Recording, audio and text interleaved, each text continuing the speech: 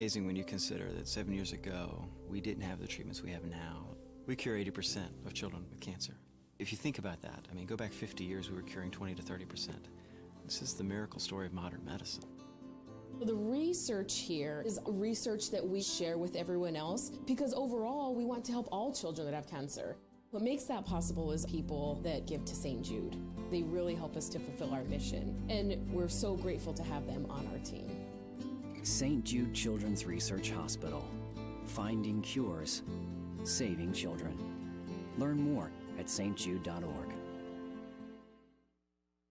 Hey, Jerry. Hey, Ashley. I've been thinking there is something wrong with the world. Just one thing? Because it seems we're inundated with bad news everywhere we look. That's what I'm talking about. Where are all the great stories about great people? You're right. That's definitely something media seems to have gotten away from. Exactly. So let's start telling stories of triumph, success, and give people something to listen to that is uplifting, informative, and funny. I love that idea. Let's be the change we want to see in the world. Well, changing the world starts at home. So let's deliver stories about people who are from the Ouachita region. Right on. Let's chronicle the tales of local folks. The Ouachita Chronicles, the new podcast that aims to tell stories that often go untold. Join Ashley and Jerry as they chronicle the interesting characters that call the Ouachitas home. You can find it wherever you stream podcasts. Just search for the Ouachita Chronicles or at thewashitapodcast.com, which also offers a variety of podcasts for every interest. The Ouachita Chronicles is brought to you by Don's Easy Pay. Difficult times challenge our mental and physical health. Take time to exercise. Focus on your emotional needs and your loved ones. If you need help, visit methodistfamily.org. For over 120 years, MFH has been your community resource for a complete continuum of care. This message is sponsored by Methodist Family Health and aired in cooperation with this station and the Arkansas Broadcasters Association. South Arkansas weather. Good Monday morning, South Arkansas. We are expecting sunny skies throughout the day with temperatures near 62. Tonight, partly cloudy, overnight low near 34. For Tuesday, it'll be mostly sunny with temperatures near 68. Then on Tuesday night, mostly clear with an overnight low near 34. Wednesday, sunny and 72. Thursday, sunny and 76. Friday, sunny and 77. Out of the Radio Works Weather Center, I'm JJ. We're all in a go status. T-minus 30 seconds. Good morning, Mayhem. TPA script running. Second stage LHU securing started. Ready for launch? Ready to embark on a national security mission for the United States of America. Newstalk 92. Range green. Igniters armed. Rofi ignition. KBEU. 4, 3, and liftoff.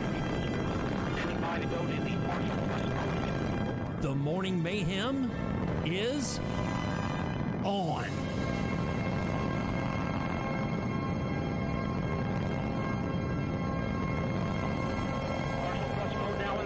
As expected. The morning mayhem is for entertainment purposes only.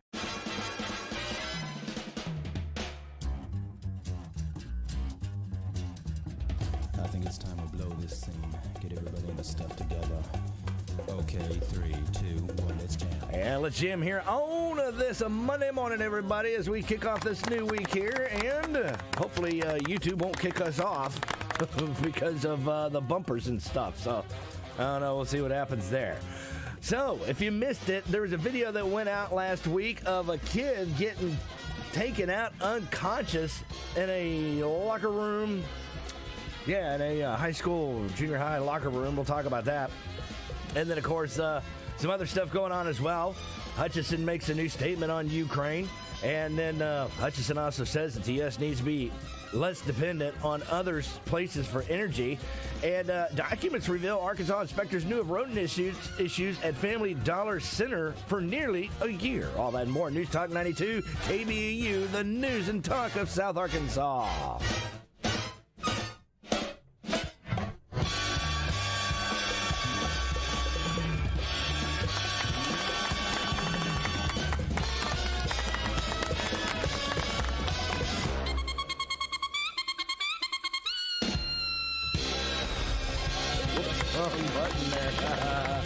Whoops.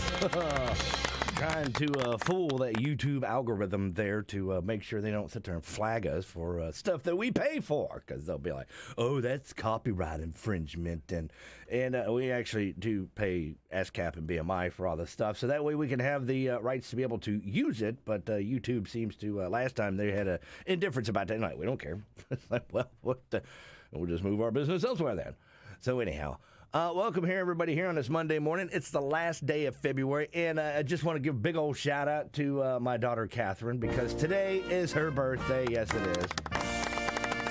Born on the last day of the month, and just in time for lunch, too. Right around 11:27 is what it was. And after that, I was like, well, that's a wrap, everybody. Let's go get lunch. Except for her mother's like, excuse me? And I'm like, well, you're fine. You're laid up in the bed anyways. We're going to go get something to eat. So anyhow, 25 years old. So that means I was 25 when she was born, which means I turned 50 this year. Oh my gosh. This makes me feel even older. I can only imagine my mom, though, because my mom's in her 70s. And then, she's going to be, in September, be thinking to herself, oh my gosh, my youngest child is turning 50. And oh my gosh, I feel so old. So yeah, it goes all the way around, doesn't it? Real quick, want to hit on some other things. By the way, we are over on the YouTubes because we have been sanctioned or barred or whatever it is that because of somebody else's post that I shared.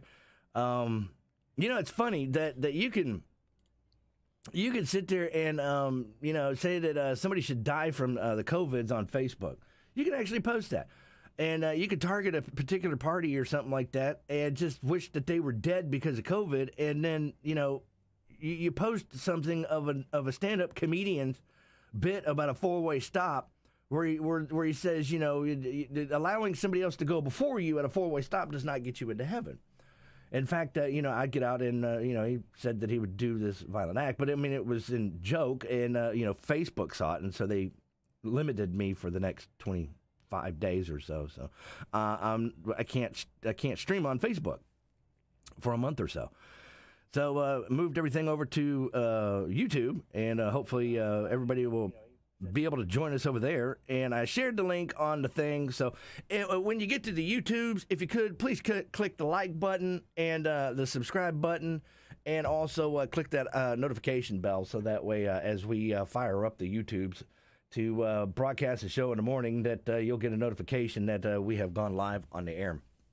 So, over the weekend, oh my goodness gracious, this Ukraine stuff and everything, Russia's heightened their nuclear awareness and all this stuff and everything, and so, and then the Hutch comes out and says that he released a new statement saying that Ukraine leadership and citizens have proven to all that they are willing to fight for their country, families, and liberty, and we should not hold anything back on sanctions. Mr. Putin needs to pay a price for his invasion, for this invasion. So let's stand with those who love freedom in Ukraine.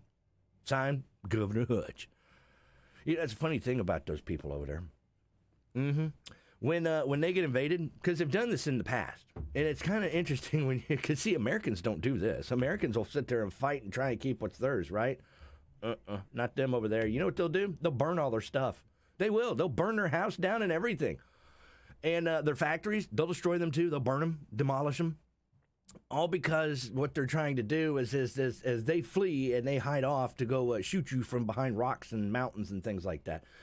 They destroy everything in town and their home, the property, everything. They'll burn it all to the ground. So that way the invaders can't use it to their benefit. When was the last time you ever saw that in American history? Usually it's the invaders who come in American history and, burn everything down. And then the person, who's being invaded is like, dude, that's my barn. That's my house. You're burning my house and my barn. Well, over there, it's like burn the house, burn the barn, burn all the factories and everything. Let's clear everything out, gut it all so they can't have any of it. And then they go hide somewhere, and then they shoot from the mountains and behind rocks and trees and things like that, off snowbanks and what have you. So, yeah. So, it's just kind of, I don't know, it's just kind of interesting how over here it's like, look at them fighting for freedom. I was like, dude, you have no idea what they will do over there for their freedom. They'll burn their own stuff. So the old Hutch there says that, of course, with all that going on, we need to depend less on others for our energy. So he said that we must increase domestic energy supply to offset prices that are expected as a rise of the result and everything, which, we had done that before Biden showed up. And, then Biden shut all that off and then gave Russia, here, have some pipeline stuff. And then we saw the shift in power. And that's the other thing, too. When you see somebody on Facebook sit there and post about, a president doesn't affect gas prices. They don't, because the president can't set that price. Well, I can tell you this, based on their policy and stuff like that, yeah, they can. They can affect gas prices. Because you have to remember, gas prices here are not just locally here. It's a global market. So overall, if you were putting oil into the pool and then you pull back, well, that reduces the supply. Even though the other three are sitting there still pumping in the pool, when you pull yours out, see, now you don't have as much going in. That changes the price. If you add yours in, and then it wasn't there before, so you just had the other two, and then you put yours in, see, now you got three pumping in the pool, well, then that changes the price. And then, of course, your policies and things like that, and then sanctions and everything else. And then, policy does affect price because oil is a global market, not just, an American thing. So that's why Biden was begging OPEC and Russia to put more oil out because, well, we pulled back. So we pulled back our demand. And of course, to them, they're like, what's big dumb idiot? he pulled oil out. He wants us to make more. Which, if we make more, we make less. But we're going to make more by using less. Dumb Americans. Then that's pretty much what they did. So, yeah, we need to rely more on ourselves than somebody else for our energy sources and things like that. And that's also going to affect your utility rates, too, because of natural gas and everything else. Yeah, so don't be surprised.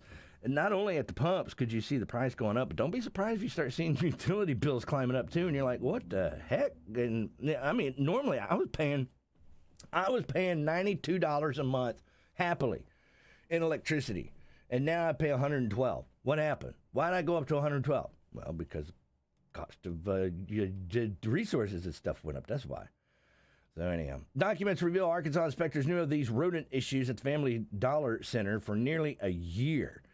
So state documents show that Arkansas health inspectors have known about this rodent issue at the West Memphis Distribution Center for Family Dollar at the center of the voluntary recall for nearly a year. Those records obtained through the Arkansas Freedom of Information Act, which, you can get you one of these nifty little books here, and it's a little pamphlet, and it's the, this is the 2020 edition, but you can still find you one there. And it's the Arkansas Freedom of Information handbook. And what it does is it's got everything in there and tell you what you need to do to, look, see, it doesn't have pictures or anything like that, but you can do story time with it. And it tells you how to get what you need and how to officially file for a FOIA, or Freedom of Information Act thing that everybody does. So anyhow, that's how they got the records. They obtained it through a FOIA. And come to find out, that inspection had been done by the Arkansas Department of Health 5 times since March 3rd of 2021. So during a site inspection on March 3rd of 2021, state inspectors report seeing significant rodent activity where human and pet food is stored. And one person said that they observed live and dead rodents in the area, and they observed product that had been contaminated by rodents. That was what one inspector wrote. And, of course, that product was disposed of on site. So it looks like this thing goes back a little bit further than that. Trying to stall here a little bit and let the thing build up here because we are not on Facebook streaming like we normally would be. And trying to get that message out to everybody that, hey, we're over on YouTube until, I guess, either we'll just stay on YouTube or, I don't know, either I guess we would stay on YouTube or come back to Facebook once they lift our restrictions. But other than that, though, not allowed to stream live on there. So I've put the link up there on the on both Radio Works. Ooh, maybe I should put that over. Yeah, that's what I should put that over on mine too. And over on Radio Works and Doc Bryce Productions here. I'll put it on mine here as well. So and the rest of the month, because I want to get into this topic here. I saw this late Friday. And I want to make sure that everybody's had a chance to be able to get on board because, I want to hear your thoughts and comments about it as well. I'd like to hear you chime in on this and tell us what you think. And what it was is I saw this late Friday as I was putting news together and everything. Of course, the show was long gone and over. And what it was is somebody had shared with me a video of this fight scene that took place over in Fordyce, over at one of the schools. I don't know how many schools they have over there. I guess they got this one big giant campus. I mean, this is a pretty small town, right? So anyhow, this one kid, we'll call him the defendant.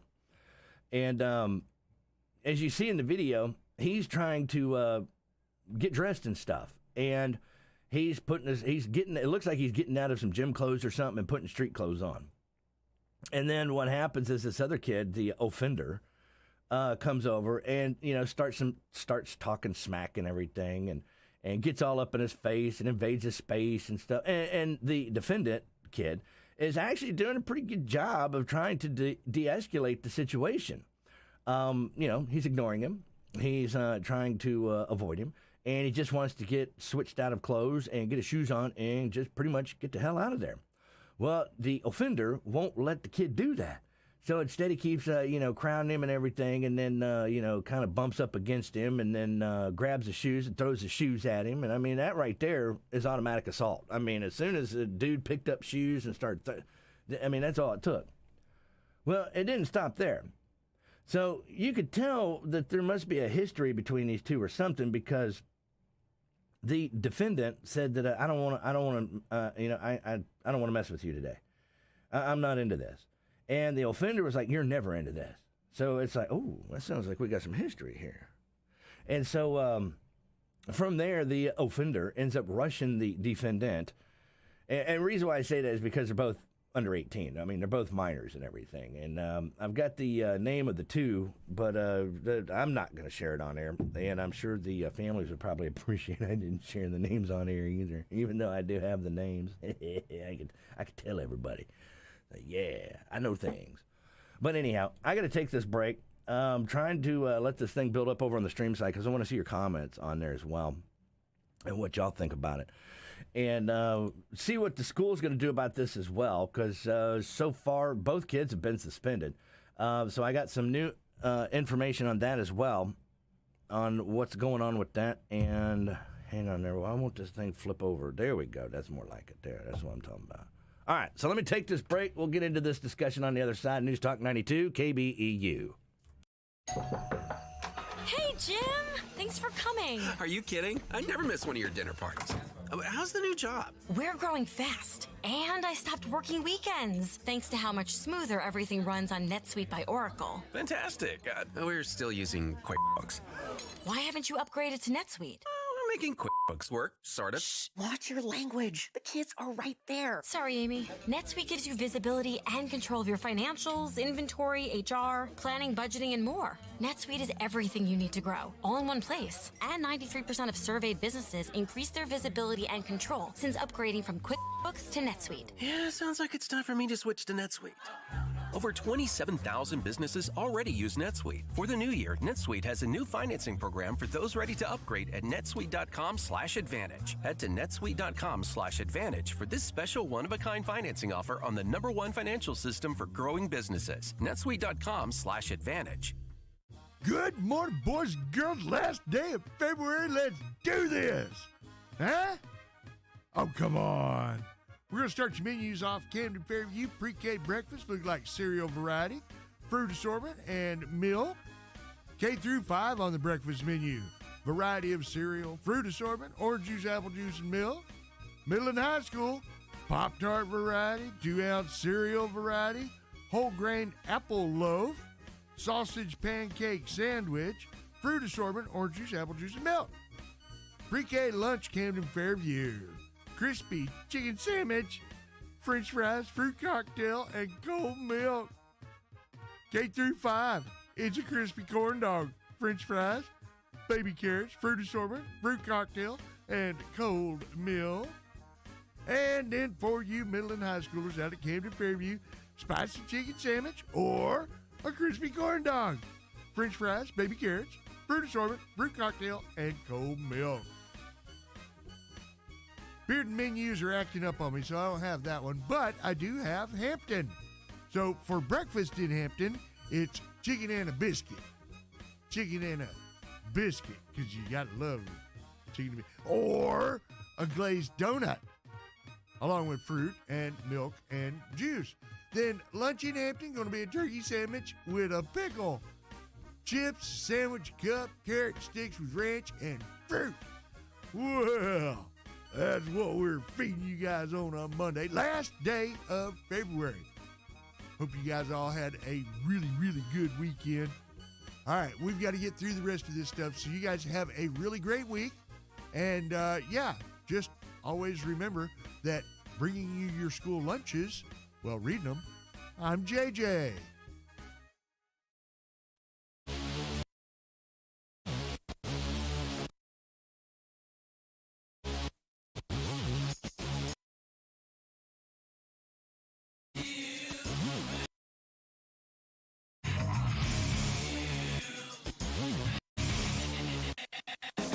News Talk 92 KBEU, the news and talk of South Arkansas. Apologize for doing that on the streaming side there. Had to do that to fool the YouTube algorithms because them algorithms, they get you. They say, you infringing on copyrights. I'm like, hang on, where's my thing? I'm like, please, we pay ASCAP. We ain't infringing on nothing. We ain't paying for the rights to be able to do that, so leave us alone. They don't care. And they sit there and mess with our stuff anyways. So anyhow, as we went into the break, we're setting this thing up here because since we're having the stream on YouTube, normally we'd be on Facebook, but we got sanctioned, blocked, whatever, for 30 days. So we're counting it down until those days are up, and then I guess we go back to YouTube live and stream from there or what have you or whatever. But in the meantime, though, we are on the backup of the YouTube stream. The link is over there on the page, so you can go to Radio Works and click on the link, and it'll take you right there. And you can go to Doc Bryce Productions and click on the link, and it'll take you there. Or you go over to Doc Bryce and click the link, and it'll take you there as well. And when you get there, click the like button, please. Smash that like button, and click the subscribe button so you'll get notifications. You'll be able to follow us when we go live in the morning for the next 30 days. And smash that bell button, too. Yeah, ringy-dingy that bell, if you don't mind there. Just kind of give it a little click and go ahead. And that way you'll get notifications when we fire up. All right, so here's the deal. Here's what happened. So we got these two kids. They're, doing stuff and things in the locker room and all this. And I'm watching this video. And so what happened is that the one kid, the defendant, is doing everything he can to pretty much avoid the offender, and the offender just ain't going to have nothing to do with it. So the offender goes ahead and just goes after, just rushes the defendant, and so now it's on. Now, keep in mind, what you're seeing in this video is you're seeing a bunch of kids all circled around up against the wall and everything, and all the phones are out. Not one kid in that locker room is doing anything to help the other kid, the defendant, keep the other kid off of him, because this other kid's a little bit bigger. He's kind of a chunky kid, whereas the defendant is, he's kind of scrawny. And with that, though, the big chunky kid comes over and just grabs onto his clothes and starts ripping his shirt up and everything, and keeps grabbing him. But the little scrawny kid, he's fast, he's nimble, he's quick, and he's whipping all around and everything and getting out of the grasp of a big chunky kid. And then eventually, Big Chunky Kid manages to grab Scrawny Kid and put him in a chokehold. And then this is where it goes down. And so the defendant, the little Scrawny Kid, ends up blacking out and then falls to the floor. And so Big Chunky Kid, the offender, ends up stomping on his back and kicking him in the head while he's down. He's unconscious. And nobody's doing anything whatsoever other than just, everybody's got their phone out and they're recording this. And there's two different angles that have come out from that scene. There's one that was done up high, and then you can see which kid that was, because in the other video, it shows you can tell from the angle that this is being taken from kind of high up, not like at eye level. And so you see the other kid up there on the lockers, getting the panoramic view of the room and everything, and then you got the other kid on the other side of the room recording from their different perspective. But this is not just the only video that's out there. There's another one where they were in a room or something, and they ended up getting into a throwdown there, and same two kids, Chunky Kid and Scrawny Kid.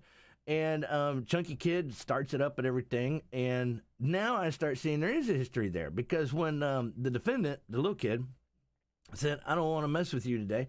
I'm not in the mood for this. And then Chunky Kid is like, you're never in the mood for this. Now I see where we've got history on this. So anyhow, the other one is, the Chunky Kid ends up grabbing the little kid and then body slams him on the pavement and stuff. And this has been something that's been going on. And then there's some other ones like where Chunky Kid dumped hand sanitizer all over a little kid. And, that's just pure assault is what that is. And some of this stuff has not been reported to faculty. And then some of it just, because it got so out of hand and such a big deal that faculty knows about some of it, but not all of it. Some of it's just little altercations. And, if the kids don't talk about it, well, then nobody knows. And if the kids aren't talking to their parents about it, then the parents don't know either. Which, real quick, just let me interject with that parents, talk to your kids daily.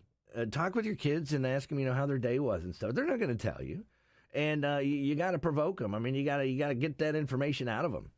So do what you got to do to find out what's going on in their day. Read their body language. Listen to the tone of their voice. If they sound down and out compared to being excited. And especially if they dread going to school. Why are they dreading going to school? And things like that. So, be a little, do a little investigating. Your parents, you can do that. And, see what's going on with your kids. The thing is, though, is what happened after this altercation in the locker room. Both kids were suspended. And so come to find out, this other guy, Mark Cannon, you can go over and just search him on Facebook and you'll find him. He's got all his stuff open to the public. And you can see his comments and everything on the video and stuff. And I made contact out to him, was trying to get him to maybe come on the show and share a little bit more in depth of what's going on here. Because he seems to be pretty in the know of what's going on. I've been piecing this thing together. I talked with the guardian of the defendant last night, and they filled me in on what was going on with their side and everything. And so far, the child is okay. They had to take him to, doctors and everything, get him looked at and make sure, no concussion or anything like that. And the big thing is, though, was, after the scars, the wounds heal and everything, now you've got to worry about, other issues, like, PTSD or something like that could also come into effect, mental health. Hang on, man. I'm hitting the bottom of the 6 here, and I got to take this break. We'll get into that and pick up on the other side. Your thoughts and comments as well. You're more than welcome to chime in. If you want to make an anonymous comment, you can. 501-313-0944. Nobody has to know it's you. If you want to call in and talk about it, 837-1045. And, of course, you go over on the YouTube link, and you can post your comment on there as well. We'll be right back. It's time to check the Radio Works South Arkansas Community Bulletin Board. The Good Home Baptist Church, located at 4364 Highway 7 in Luann, will be celebrating the 22nd anniversary of Pastor Billy Ray Hunter and his wife on March 6th at 11 a.m. The guest church will be the new Mount Union Baptist Church of Junction City, where Doug Marsh is the pastor. Feel free to come out and celebrate. Masks are required. If your saving for retirement strategy involves the phrase, "I'll get around to it someday," we need to talk. Hi, I'm Edward Jones financial advisor, Mike Smith. When it comes to meeting your goals, time can be on your side, and there's no better time than now to get started toward your retirement goals. Stop by our office at 142 West Washington. Edward Jones, making sense of investment, member SIPC. Spring is on the way, and thousands of Arkansans will be hitting the area lakes and rivers. Ensure you'll enjoy another season of carefree boating with a short trip to Country Village Sporting Goods. Proper boat maintenance is key to a season of safe boating, and nobody knows more about boats than the folks at Country Village Sporting Goods. 965 Smackover Highway in El Dorado. Sales, service, and maintenance. Country Village Sporting Goods, your Express Boats and Yamaha dealer. CareLink, Central Arkansas's area agency on aging, strives to alleviate the stresses family caregivers experience when caring for older loved ones by providing services such as home care and Meals on Wheels in Central Arkansas. Learn more about helping a parent or grandparent at carelink.org or by calling 372-5300 or toll free at 800-482-6359. This message brought to you by CareLink, the Arkansas Broadcasters Association, and this station. From ABC Sports, this is Rich Cantu. Just when it appeared the latest Mavericks-Warriors matchup would end much like their most recent head-to-head in a blowout, superstar Luka Doncic had another plan. Luka, 8 to shoot, a minute 13 remaining along the right side, on the drive, and all the way home, and he lays it up and in. The call on KEGL, Doncic finished with a double-double, 34 points, 11 boards, while Spencer Dinwiddie added 24 points. Dallas used a 23-1 fourth-quarter run to erase a 21-point deficit and stun Golden State 107-101. It may only be his second game with the 76ers, but James Harden looks to have settled in quite nicely with his new team. James with 6 seconds to the left side, still dribbling, step back, three-point shot in the air, bang! On WPEN, Harden powered Philly with a triple-double, 29 points, 10 rebounds, and 16 assists. The Sixers topped the hapless Knicks 125-109. This is ABC Sports. On our first date, we had masks on and kept 6 feet apart. Now, we're a lot closer. Just like Cliff and Deb, thousands of singles over 50 found their perfect match on Silver Singles last year. I feel like I'm 20 years old again, and I'm pretty sure she feels the same way. Rediscover the magic of dating with Silver Singles, the exclusive community for singles over 50. Sign up today and receive daily matches you won't want to miss at silversingles.com/radio. silversingles.com/radio. South Arkansas weather. Good Monday morning, South Arkansas. We are expecting sunny skies throughout the day with temperatures near 62. Tonight, partly cloudy, overnight low near 34. For Tuesday, it'll be mostly sunny with temperatures near 68. Then on Tuesday night, mostly clear with an overnight low near 34. Wednesday, sunny and 72. Thursday, sunny and 76. Friday, sunny and 77. Out of the Radio Works Weather Center, I'm JJ. News Talk 92 KBEU, the news and talk of South Arkansas. Coming out of the bottom of the 6th, 27 degrees outside right now. It's cold out there, that it is. Let's see, we've been talking about the situation that was going on over in Fordyce and pretty much gave you the gist of what's going on. So both kids got suspended out of the deal. Now here's the thing though. Mark Cannon had highlighted that in Fordyce school policy, that basically a kid or a student or whatever that is in a position of defense, meaning that somebody else is attacking them, that they have the right to defend themselves. And not only that, though, if they're caught fighting, that kid that is defending themselves will not be suspended. So anyhow, both got suspended anyways. And, I'm thinking, well, that's typical because, that's what you do. You get into a fight, everybody goes down. Anyone who's caught, seen, involved in a fight, or whatever your role was, it doesn't matter. Everybody goes down for it. So come to find out, though, that that's not the case in Fordyce with their school policy. And so Mark Cannon had pointed that out in one of his videos. And then after talking with the legal guardian for the little kid, the defendant, it sounds like they're going to allow him to return to school today. They went through and realized, saw the video and everything and reviewed it and realized, who was at fault. So they're going to allow the defender, the little kid, to go back to school today. Now, as for the other one, though, not so sure about. Trying to get some information on the other kid, the offender, and not getting much luck out of that. It seems like everything's kind of gone quiet on that side. I got a name of a kid, but that's about it. So no information or anything on the parents or anything like that. Not sure who to contact on that. So I'm still trying to piece all this together. The thing is, they will have a school meeting tomorrow, from what I'm told, at 5 p.m. there in Fordyce. And so I'm sure it's probably going to go into executive session because you're dealing with two minors here. So I'm pretty sure that even though, the school boards are open to the public and people may go out there because they want answers, and especially with this situation, I'm sure there's probably going to be a good turnout of people. But unfortunately, though, I bet you anything they're going to turn this thing into an executive session and kick everybody out. And so a lot of people are going to be standing outside wanting to know what's going on inside. And so, and same thing with me, too. I'm not allowed to be in there during executive session. They kick me out, too. Media's not allowed to be in there. So the only thing is we'll just figure out what happens from there. And hopefully that Fordyce does the right thing Now, from what I understand, the family of the defendant has pressed charges against the offender, and so they're working on that right now. And the person who, because it deals with juveniles, the person who has to complete that report has been out sick. So the report itself is still in the process of being completed and then filed away. So it's not completely done yet. But not only that, though, it's one of those reports that you're not going to be able to just go up to the police station and say, hey, I need a copy of this, because you're dealing with 2 minors. So it's probably going to be sealed and not going to be able to have access to that.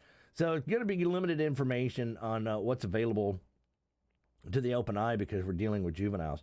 But, yeah, it's just really disturbing to see this play out, because, and I'm not saying that this kid would do that, and I'm talking about the little kid, the defender. But, you know, how we're always talking about, you know, oh, I just can't believe, you know, think about the children. We got to get guns out of the hands of children. I can't believe that there was an active shooter. This is how active shooting starts. You know, schools do this thing of zero tolerance when it comes to bullying, and they don't really do anything other than sweep it under the carpet. They don't teach the kids how to cope with it. They don't teach the kids how to handle it. They don't teach the kids how to do anything, you know, any kind of confrontational, constructive, whatever you want to call it, to be able to deal with this. Because, I mean, you know, not only are they having to deal with this as kids, but wait till they get out in the outside world after they turn 18. Oh, there's no barriers. There's no sign out front in the office that says, you know, this is a bully-free zone or anything like that. Man, you got all kinds of bosses out there that are just waiting for somebody young and fresh meat to come in there that they could push around. And if the kid grows up not knowing how to handle this, then next thing you know, you got a post office being shot up. But anyhow, I'm not saying that this little kid would do that, but this is the planting. This is the seedling of what a situation looks like when it explodes, and now you have an active shooter inside a schoolhouse. Because typically, if you look at any manifesto, or if you look at any explanation or anything of a student that got involved in a mass shooting, typically, what was their cause? Because somebody was bullying them. Because you know, they got every time they went to school, man, they got beat down. And so, if we don't take care of it at the source, which is right there, well, then we'll never be able to solve the problem at the end, which is the active shooter situation. Or somebody bringing a knife to school and stabbing somebody. I mean, there's some situation where somebody's getting hurt or, you know, killed in the process, because we're not taking this stuff seriously. All we're doing is we're just taking it, and boys will be boys, and we're just, you know, shuffling it back under the carpet and dealing with it internally, because, you know, we don't need this to get out to the public. And so, and then next thing you know, you've got a situation where it's, you know, breaking news, and you've got a situation where some kid's running through the school shooting everybody up. And this is typically how it starts. So, you know, it's what are we going to do about this? And is the school going to change its policy or anything when it comes to bullying? I've told my kids, because the school is no help when it comes to dealing with things like this. Sometimes you just got to take matters into your own hands, unfortunately. But there are steps I've told my kids to go through. You know, when you get messed with or something like that, you're supposed to go tell somebody. Go tell a teacher, faculty member, somebody, and let them know. Let them, you know, start creating a paper trail, if you will. So that way everybody's familiar with the situation. And then, of course, you know, give a warning to the kid, you know, back off, leave me alone, and walk away, get out of it. And do everything that you can to get out of it. Now, if you get cornered and you have nowhere to go, then your job is to get yourself out of that situation by any means necessary. So you had better be on the defensive side. Don't be on the offense side, because I can't help you. You end up crossing over, or you come out offensive, well, you on your own, because there ain't a thing I can do for you. However, though, if you remain defensive and you're doing everything in your power to get away. Now, I don't mean be defensive like sit there, you know, and come up and then knock the kid down and then get on top of him, straddle him, and then start beating the crap out of his face. No, because now you went from defensive to offensive. That's bad. So we don't want to do that, because that's going to be a little bit more difficult to argue out of. We could probably argue out of it, but it's going to be a little bit more difficult. But thing is, though, is that whatever you do, you want to stay in that defensive, get out of that situation, and then get into a safe place where you can, you know, get your bearings back together, and then figure out what you're going to do next, and then, you know, get faculty involved. if you get busted for fighting, this is what I've told my kids. If you get busted for fighting, don't argue. Don't say whose fault it was. Just, go down quietly and then be escorted to wherever it is that you're going to be taken, principal's office or something like that, and be respectful, obey. And then from there, all you need to say is call my dad. And if if they're like, well, we're calling, call my dad. And then when I get there, I'll deal with it. And then we'll make sure everything needs to be taken care of. And then and then I will want to have a meeting with the other parents too. Now, if my kid ends up being in a situation where they're the offender, my kid's not going to want to come home because it's not going to be a good experience for them. They're probably going to want to pack a bag and jump a bus and run away. Would probably be the best thing for them. I kid, but I mean it's not going to be good because if there's probably going to be some hard labor involved in this. If it turns out that they are the offender, no, they're definitely going to pay, and they're going to be doing some hard labor time and stuff for doing something like that. But that's what I've told my kids, and never had a problem. My oldest one, she got goosed in the lunch line. Some little boy came up and goosed her and took us, and she took her lunch tray and turned around, smacked him right square in the face. She got in trouble for it, and then she got taken to the principal's office and everything, and we turned that thing around real quick because that's sexual assault. And so we made it clear that if she's not reinstated in school and everything, that we'll go ahead and take matters into our own hands, and we'll file charges against that little boy for sexual assault. And it sure would be a damn shame to have that sealed on his record. So young. If the school doesn't do something about it. And it's amazing how the school did something about it very quickly. Mm-hmm.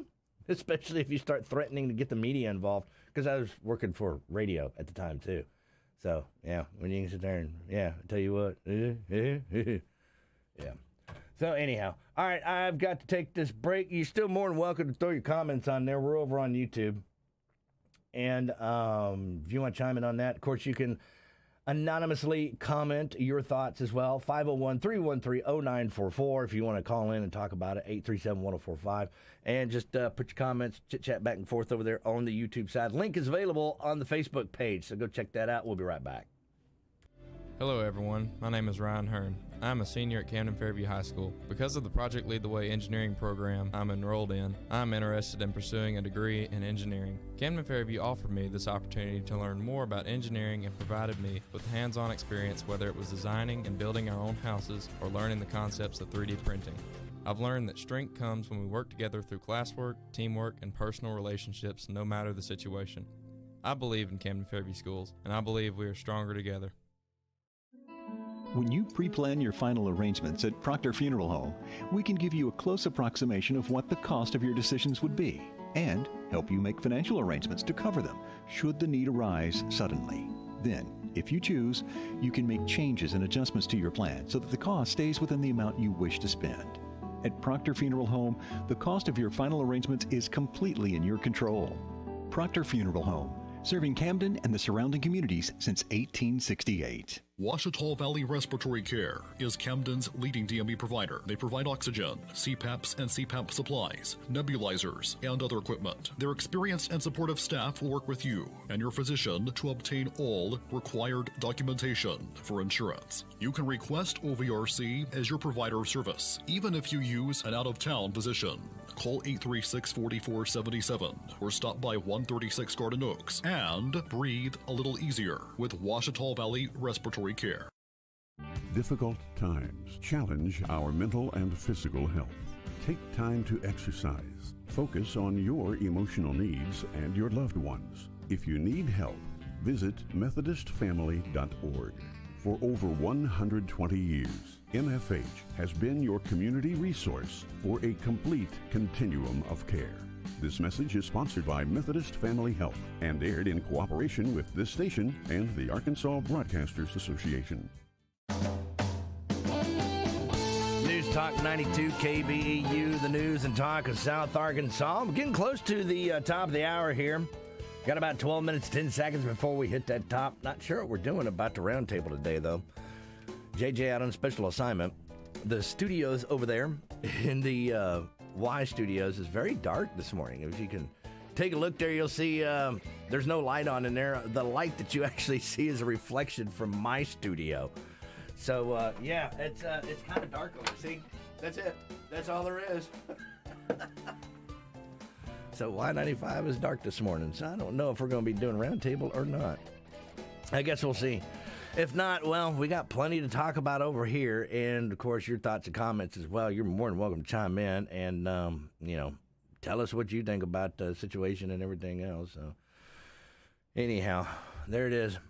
Let's see. So, some other things that are going on here as well. Let's see. We talked about that, the old gov there, and talked about the documents over there at the Family Dollar. Gotta be careful which one I say. There's lots of dollar stores out there. So supposedly, get this, man, over the weekend, it looks like El Dorado didn't have some power on Saturday. It looks like El Dorado was out of power and stuff due to freezing weather conditions. Was it really that cold Saturday? Was it? I stayed in the house, though, but, I mean, I didn't do, I didn't seem to notice anything different. It rained and stuff. But, I kept getting these things about there's supposed to be some kind of whatever, freezing rain or something. They keep teasing me about it. We might see some snow, might not. Who knows? You'll see something. Didn't see a darn thing. And,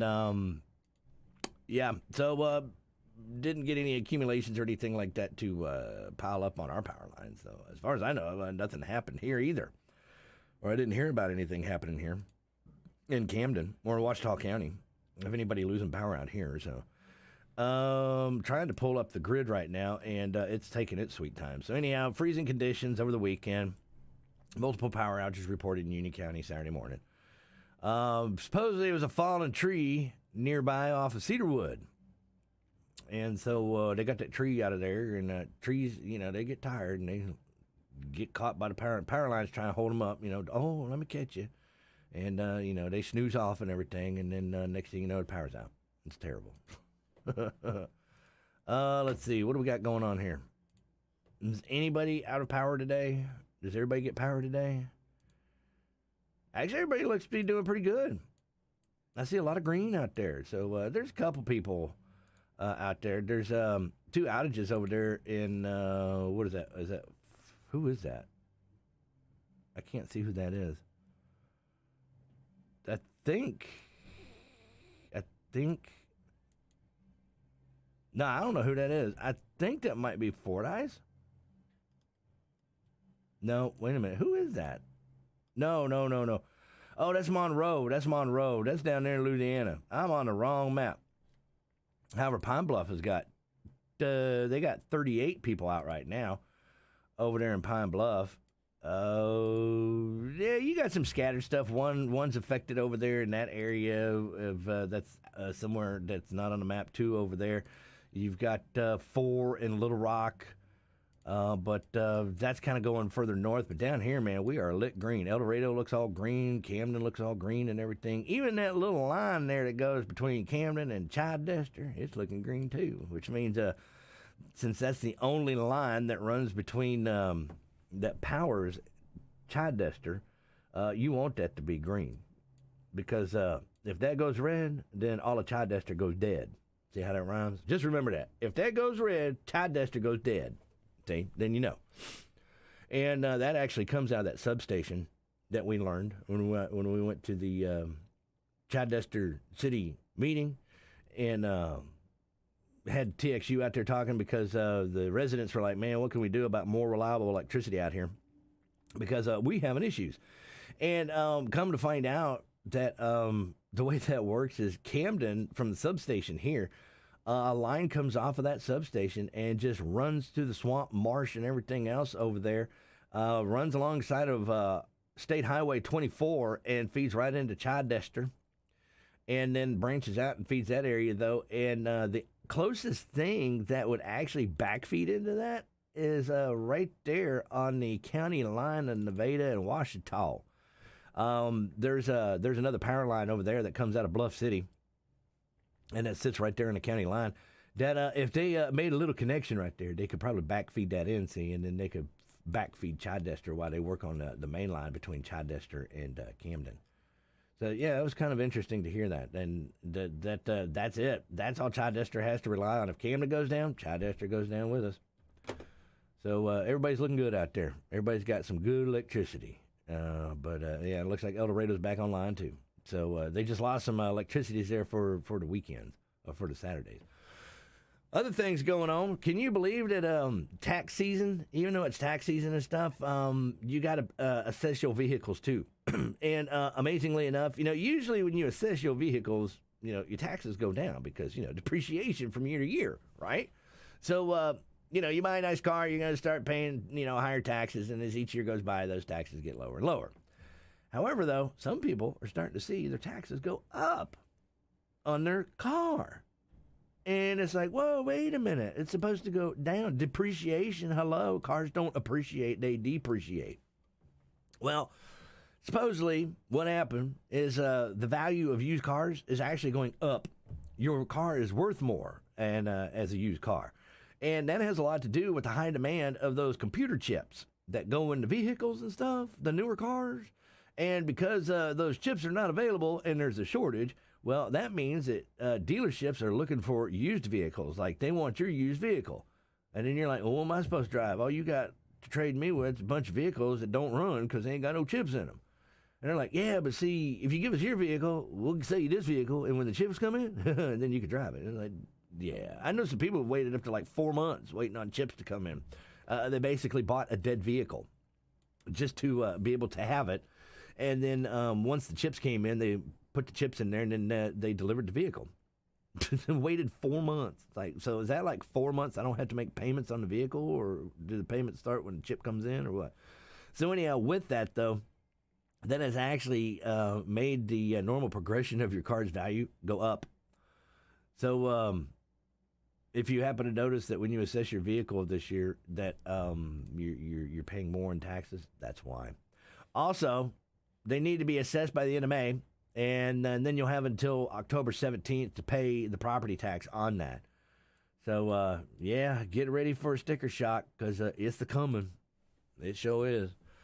Let's see, other things going on here that if you are doing anything out there in East Arkansas going into Tennessee, the I-40 bridge outside lanes are set to be closed through mid-March. They're going to be doing some inspection and stuff out there on the lanes, because last time somebody didn't do their job and then we found a bunch of crack in the bridge. So this time, they're going to go ahead and start in March and work their way down the bridge. And they'll actually stage this out, so they'll actually have the lanes closed. They'll stage it out so that way it doesn't hopefully tie up traffic too much, though. And do their inspection and everything, and hopefully, and especially go check the work that they've done last summer on the bridge and look for other defects and things that could be out there. So Mardi Gras is tomorrow. Can you believe that? I always thought Mardi Gras was like last Tuesday of February. I really did. I thought it was. And I was like, wait a minute, how come we didn't hear anything about Mardi Gras, which would have been February 22nd, which would have been last Tuesday there. Actually, it's tomorrow, March 1st. So everybody's getting into preparations and stuff because I don't know, it's been kind of quiet since. We still had Mardi Gras in 2020 because that was pre-COVID breakout before we realized what was really going on. And then I can't even remember if we had one in 2021. But everybody's getting ready for 2022, especially downtown Little Rock. Even though it's chilly out there with the weather and everything, it ain't stopping people from having fun downtown. It'd been kind of cool if we had like an entertainment district, and could have like a Mardi Gras party and stuff downtown Camden. But, hey, whatever. Go to Little Rock because they know how to party. And they got an entertainment district, too. So they'll be doing floats and things like that, and then they'll have a few local celebrities out there, and, they'll be doing all that kind of stuff and what have you, and so, yeah. Oh, yeah, it was canceled in 2021. So I guess we didn't do it in, okay. So, yeah, we did 2020, and then we didn't do 2021 because we just weren't sure. So this year, big deal. Everybody's going to be doing Mardi Gras there. And so, they did that Saturday. That's when they did that. They're not doing that Tuesday, tomorrow. They already did that. So there you go. See, well, like me, there you go. You missed it. If you're like, yeah, Mardi Gras. Oh, no, we've already missed it. It's done. So anyhow. Real quick, though, let's see. In El Dorado, they did a polar plunge fundraiser event at the country club. So they had a bunch of people just jump into freezing water to support the Arkansas Special Olympics athletes. So more than 20,000 Arkansas Special Olympic athletes and young adults across the state who train year-round in 15 different sports and leadership programs and stuff.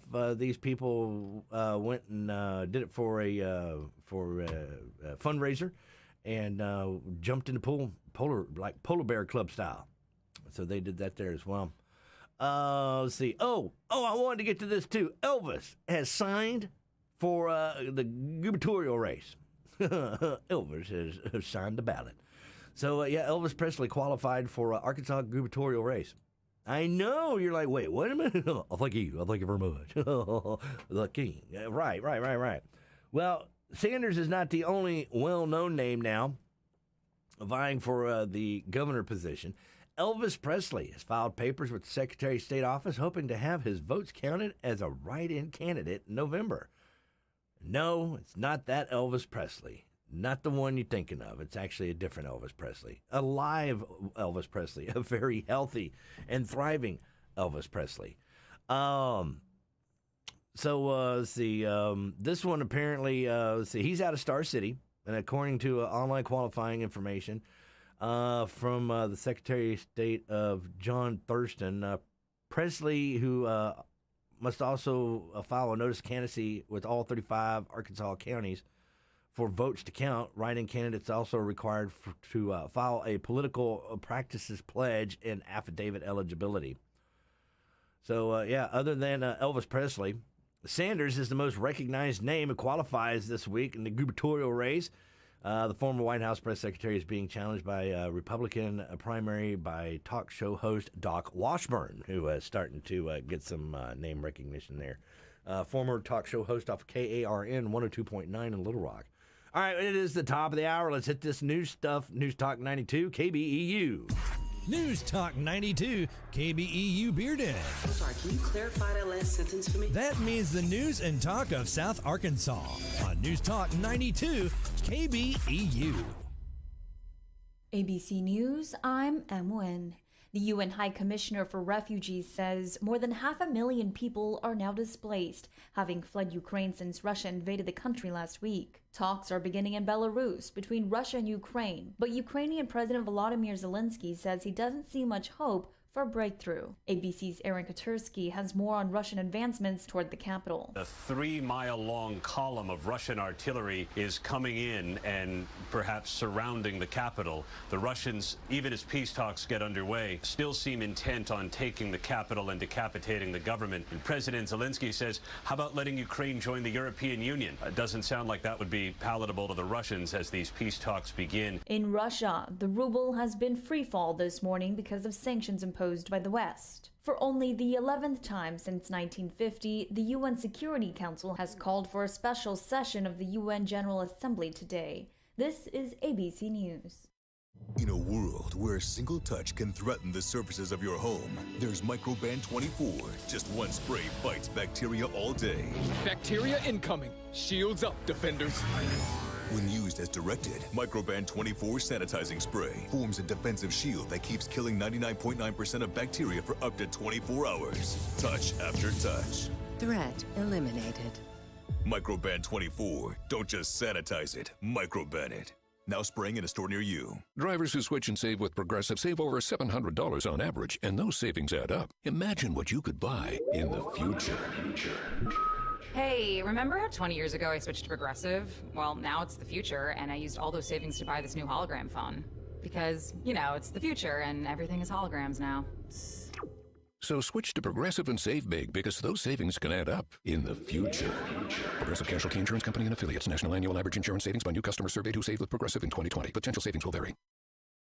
Imagine being denied an apartment because of your religion, or your race, or because you have children, or a disability. It's so wrong. Yes, but who has the power to stop this?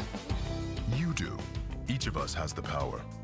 The law is on your side.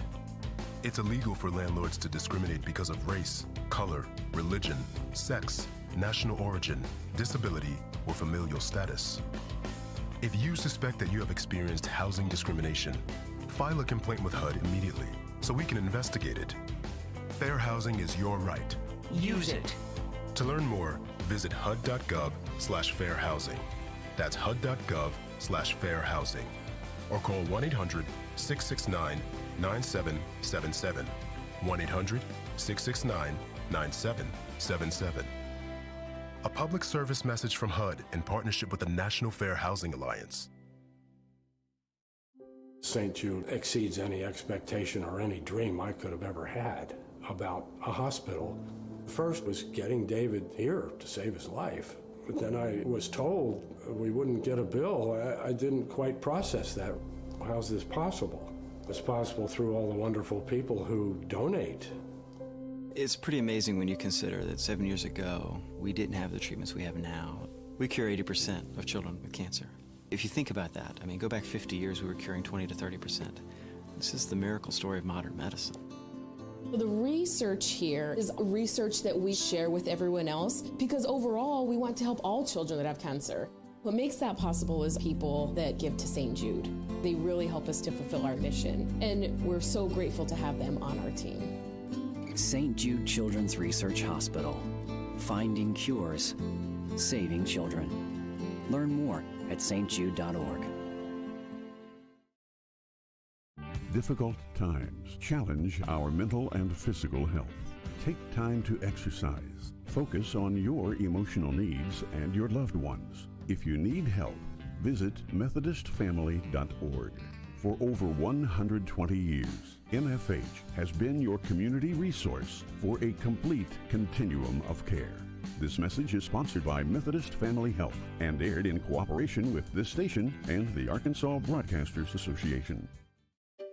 Finding great candidates to hire can be like, well, trying to find a needle in a haystack. Sure, you can post your job to some job board, but then all you can do is hope the right person comes along, which is why you should try ZipRecruiter for free at ziprecruiter.com/free.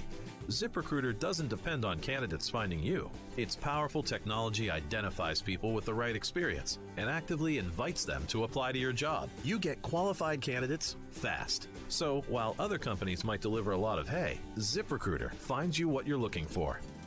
The needle in the haystack. 4 out of 5 employers who post a job on ZipRecruiter get a quality candidate through the site within the first day. ZipRecruiter, the smartest way to hire. And right now, you can try ZipRecruiter for free. That's right, free. Just go to this exclusive web address, ziprecruiter.com/free. That's ziprecruiter.com/free. ZipRecruiter.com/free. South Arkansas weather. Good Monday morning, South Arkansas. We are expecting sunny skies throughout the day with temperatures near 62. Tonight, partly cloudy, overnight low near 34. For Tuesday, it'll be mostly sunny with temperatures near 68. Then on Tuesday night, mostly clear with an overnight low near 34. Wednesday, sunny and 72. Thursday, sunny and 76. Friday, sunny and 77. Out of the Radio Works Weather Center, I'm JJ. The Morning Mayhem is for entertainment purposes only. News Talk 92 KBEU, the news and talk of South Arkansas. Welcome here to the 7 o'clock hour, everybody. Yay! Yay! And then we got 20 minutes, less than 20 minutes to figure out what we're going to do. If we doing a round table or not there, I don't know. Something there. Maybe, I don't know. We're going to, I don't know. We're okay, though. I mean, if we need to, we can do stuff and things to fill that time, whatever we need to do. So anyhow, hey, here's some quick hits though for you on the Ukraine stuff. Ashton and Malia show their support, of course. You know, Malia Kunis, she plays the voice of golly, now I can't think of the name there. Was it Marge? No, not Marge. That's Simpsons. Mark? No. Stuff and things. Anyhow, the daughter girl on Family Guy. And then, of course, you know, was the girlfriend to Ashton Kutcher in that 70s show. Maybe that's where you might remember her more from. But anyhow, she's Ukrainian. She was born there and lived there until her family immigrated to the U.S., and so she was like 7. So it's no surprise, though, that Mila is sharing her support on Instagram. And then her husband, Ashton Kutcher, tweeted, quote, "I stand with Ukraine." Well, of course he does, because his wife's Ukrainian. Saturday Night Live kicked off with a somber performance by the Ukrainian chorus Dumka of New York. They sang in front of a table with lit candles, spelling out the word Kiev. And then even Miss Ukraine is taking up arms for her country as well. You've probably seen that going around on social media. Fighter by day, and what do you call it? Not a nightgown. The dress, the full dress there, the evening gown. That's what I'm trying to think of. Nightgown, something completely different. Whoa, that's a different kind of show. No, the evening gown by night. And so Green Day called off their May 29th stadium show in Moscow. So, it looks like Green Day's not going to be doing their show there. CBS 4 correspondent Charlie D'Agata apologized for calling Ukraine, quote, relatively civilized, relatively European, as opposed to countries like Iraq and Afghanistan. And Dee Snider is happy to approve the Ukrainian people using Twisted Sisters, who are not going to take it, as their battle cry. You know, Dee Snider, Twisted Sister, the guy with the long hair. We're not going to take it. Yeah, that guy right there. He tweeted, said, "I absolutely approve of Ukraine's using 'we're not going to take it' as their battle cry. My grandfather was Ukrainian. Yeah, before it was swallowed up by the USSR after World War II. And this can't happen to these people again." So there you go, man. Yeah, see, look, who knew? I had no idea Dee Snider there was also Ukrainian. That's amazing how many Ukrainians are surfacing here in the U.S., especially those who immigrated over here that you didn't know, and those who have lineage that lead back to the boat that came here. So, what was he say? His grandfather. So that means that he's third generation like me. And I think he's around my age. No, he's older than me. Yeah, he has to be older than me, because I was just a tween when that song came out. Yeah, so, yeah. So, third generation there. Let's see. So there's some quick hits there of Ukrainians, Ukraine and stuff, and people showing their support, and I greatly appreciate that as well. And of course, I'm going to stand with Ukraine. I mean, there's no argument for me. Man, I can only imagine though, if my grandfather were. Actually, his birthday's coming up in 2 days. It is. He would be 111. Our family does a tradition where we have a special day for him on his birthday. And what we do is we gather up his favorite native dishes. And one of the ones I remember is Salisbury steak. Now, that's not native to Ukraine, but when he came over here to America, it's kind of funny, some of the stuff that he claimed to be part of his food now. Salisbury steak was one of them. And then, of course, I remember the first time he came down south and had chicken fried steak for the first time ever in his life. He had no idea what it was. And he's like, "This is not chicken." And the thing that cracked me up the most is my grandfather, to me, always sounded like Grover with an accent. That grovelly, high-pitched voice and everything. And, that's pretty much how my grandfather sounded. And to sit there and go on about chicken fried steak, it's not chicken. It tastes nothing like chicken. And then having to explain to him what chicken fried steak is and what cream gravy is, because see, up north they don't do that white cream gravy stuff. They only do brown gravy stuff.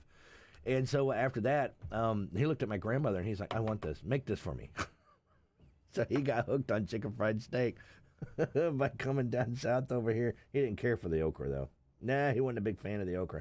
But anyhow, we do traditional plates. For him in his honor. And let's see here. My brother is going to, what is he doing? He is going to, we call, we call March 3rd International Mike Suhar Day. And of course, that's where Mikey gets his name from, because there's a lot of Mike. Michael is a very popular name in our Ukrainian side of the family. So, of course, pierogies. Got to do pierogies. And He's got a steak in the freezer, and he's going to do onion rings because that was a big thing of our grandfathers, and a side of pierogies. And, of course, you got to top everything off with a Klondike bar. I don't know what the deal is with Klondike bars, but if you really want to make friends real quick with a Russian or a Ukrainian or a Hungarian or anybody over there in that region, hook them up with some Klondike bars. I don't know what the deal is, but, yeah, I'm hooked on them, too. I like Klondike bars. And so does Mikey. Mikey's into them now, too. So I don't know. There's something about, and a friend of mine who's in Hot Springs, she's Russian. And I was telling her about our deal that we're doing for Mike Suhart International Day and him turning 111 on March 3rd. That I told her about the Klondike bar, and she goes, yeah, that's a thing. And I said, you know what? That's probably, that's got to be one stereotype that's not a bad thing. I mean, if you were to associate Russians, Ukrainians, or anything with anything, and make that a stereotype, it'd have to definitely be Klondikes. Now, I don't know if they'll do anything for a Klondike bar. I just know that my grandfather always had Klondike bars in the freezer. So anytime I went up to Ohio to visit, there was always plenty of Klondikes to go around for everybody. So, yeah, March 3rd coming up. Today, of course, is my daughter's birthday. She turned 25 today. So, happy birthday to her. Congratulations on 25 revolutions, successful revolutions around the sun.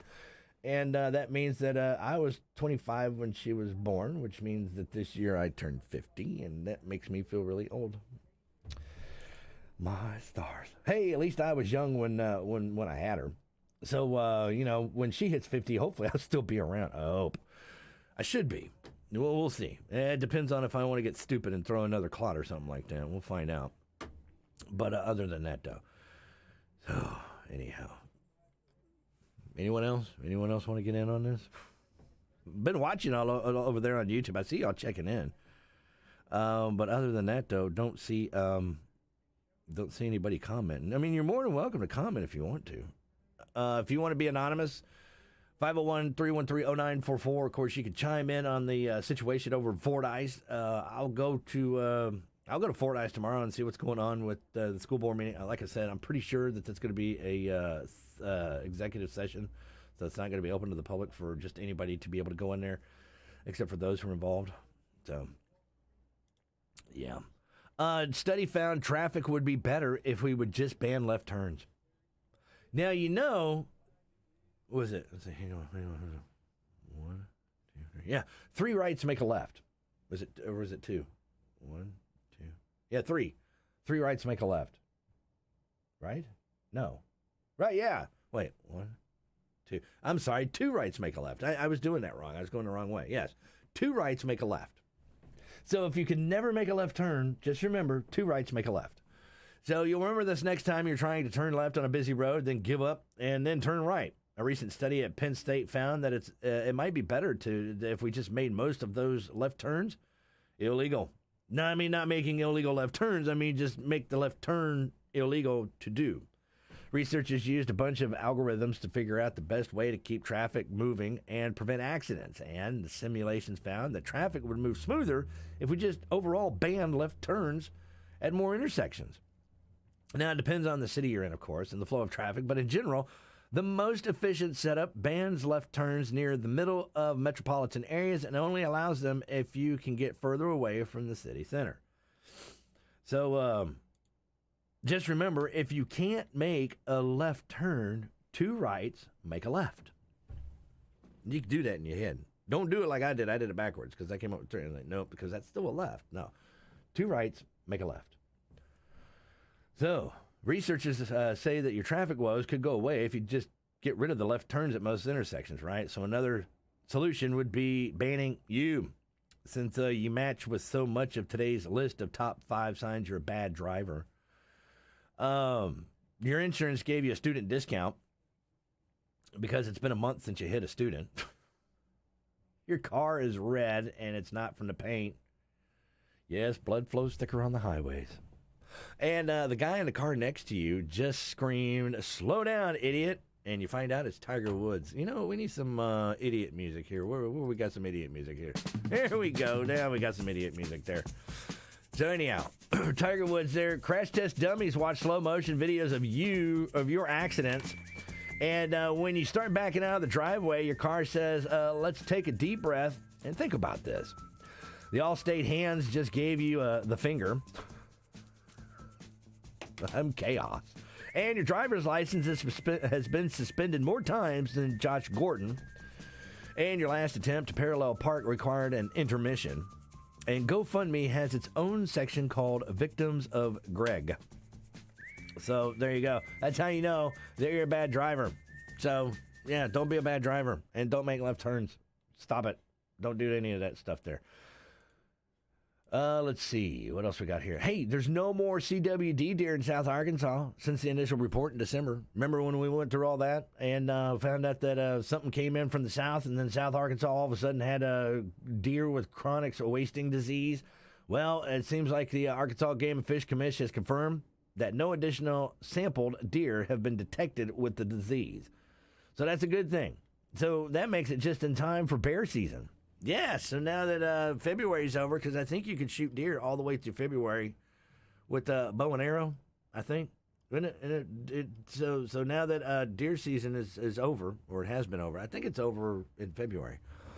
Arkansas will celebrate its 42nd consecutive year of modern-day bear hunting this fall. So for the first time since the recovery of the black bear, the natural state hunters in the Gulf Coastal Plain may be allowed to participate. So according to Myron Means, the Arkansas Game and Fish Commission Large Carnivore Program Coordinator, a staff will purpose a limited bear hunt in this year's regulations package for the fall of 2022. So the proposed season structure still has not been established and still have some reports to receive from the University of Arkansas Monticello before they finalize the season dates and quotas. That means Arkansas Game and Fish Commission will schedule a meeting. More than likely, the framework will be very limited, and they will begin the season in this part of the state. So that Means says that bears reproduce much more slowly than other big game animals, and the state and their overall population is naturally smaller than animals such as deer and turkeys and things like that. So overharvest is a possible threat if the season is not kept conservative and proper regulations are not established to maintain the population at a healthy number. So you got to keep them numbers healthy. Can't bump them up. You got to keep them amateur numbers. So anyhow, it looks like they could be setting up for some bear hunting in the fall 2022. All right, we are hitting the 20 break here. Not sure if we're doing a round table or what, but I guess we'll find out right after this. News Talk 92 KBEU. Want a degree that leads to a professional career where you can earn up to $100,000 a year? Get started in SAU Tech's specialized non-destructive testing program. Learn the skills that are needed in advanced manufacturing and start on a great career path. Call today for a tour of the program. Call 870-574-4500 or go to sautech.edu. Difficult times challenge our mental and physical health. Take time to exercise. Focus on your emotional needs and your loved ones. If you need help, visit MethodistFamily.org. For over 120 years, MFH has been your community resource for a complete continuum of care. This message is sponsored by Methodist Family Health and aired in cooperation with this station and the Arkansas Broadcasters Association. Good morning, boys and girls. Last day of February. Let's do this. Huh? Oh, come on. We're going to start your menus off Camden Fairview pre-K breakfast. Looks like cereal variety, fruit assortment, and milk. K through 5 on the breakfast menu. Variety of cereal, fruit assortment, orange juice, apple juice, and milk. Middle and high school, Pop-Tart variety, 2-ounce cereal variety, whole grain apple loaf, sausage pancake sandwich, fruit assortment, orange juice, apple juice, and milk. Pre-K lunch, Camden Fairview. Crispy chicken sandwich, french fries, fruit cocktail, and cold milk. K through 5, it's a crispy corn dog, french fries, baby carrots, fruit assortment, fruit cocktail, and cold milk. And then for you middle and high schoolers out at Camden Fairview, spicy chicken sandwich or a crispy corn dog. french fries, baby carrots, fruit assortment, fruit cocktail, and cold milk. Beard and menus are acting up on me, so I don't have that one, but I do have Hampton. So for breakfast in Hampton, it's chicken and a biscuit. Chicken and a biscuit, because you gotta love chicken and or a glazed donut, along with fruit and milk and juice. Then lunch in Hampton gonna be a turkey sandwich with a pickle, chips, sandwich cup, carrot sticks with ranch, and fruit. Well, that's what we're feeding you guys on Monday, last day of February. Hope you guys all had a really, really good weekend. All right, we've got to get through the rest of this stuff, so you guys have a really great week. And, just always remember that bringing you your school lunches, well, reading them, I'm JJ. We will never fully understand what we've asked of our military service members, of their families or their children, asking them to deploy, patrol, stay on watch, on point, asking them to put themselves in harm's way, to endure it all. But we do understand that it's our turn, our duty, to bring them all the way home, to keep them secure, to have their backs for the rest of their lives. Wounded Warrior Project long-term support programs do whatever it takes to help our most severely ill or injured veterans live independently, at no cost, for life, so that they might stand at ease. Find out how you can help at findwwp.org.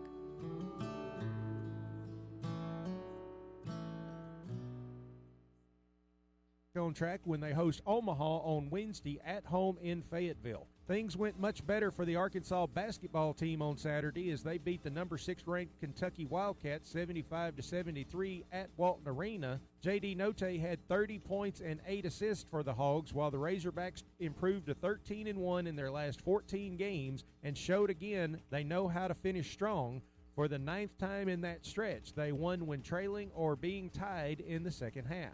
Arkansas sophomore forward Jalen Williams had 16 points and 12 rebounds and scored 10 consecutive points to put the Razorbacks ahead by 3 with 36 seconds left when he hit 2 free throws. Up next for the basketball team is LSU at 8 p.m. on Wednesday at Walton Arena. For even more updates throughout the day, check out our website at yesradioworks.com or follow us on Facebook. That'll wrap it up for now with your sports update. I'm Kelly Blair. I'm the best there is at what I do, and what I do is sports.